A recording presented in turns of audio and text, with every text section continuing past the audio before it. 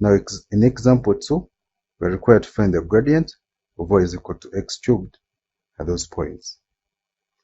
So that's grad y will be, according to the previous results, that's 3x squared. So at the first point, 1, 1, the gradient of the curve, grad y, will be given by feeding x as 1, that's 1 squared, giving us 3.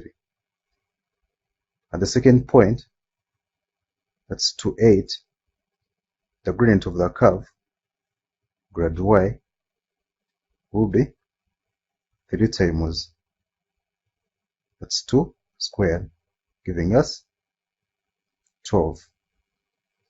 And at the last point, negative 1, the